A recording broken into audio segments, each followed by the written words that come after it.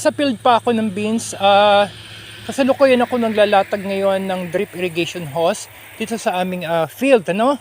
Dahil itong ginagamit kong hose ay mga luma na o dati nang nagamit, reusable kasi sila, hindi naman sila basta-basta nabubutas. Ang isang advantage po ng drip irrigation hose ay hindi ka na masyadong less on labor work mo. Sa umpisa lang medyo merong gastos, no? Kasi bibili mo yung materials na yan. Pero nga, tingnan natin yung in the long process, in the long run.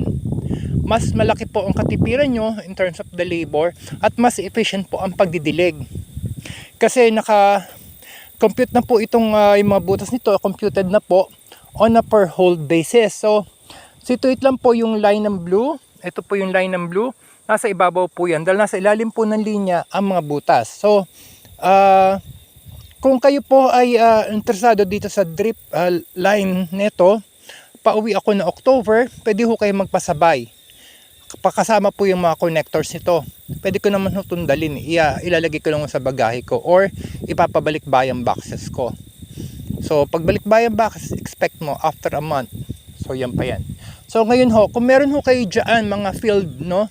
Nagtatanim sa field like mga cucumbers, yung mga squash, hindi nyo na sila kailangan pang diligan araw-araw or every other day.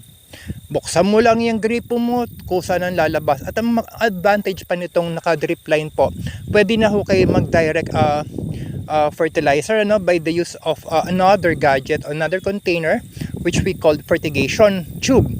That fertigation container, ikakabit lang ho natin sa main hose at pagbukas ho ng main line, sigurado lahat ho yan magkakaroon ho ng fertilizer and evenly po ang distribution. Kaya malaking katipiran mas economic at saka mas mabilis matatapos ang trabaho.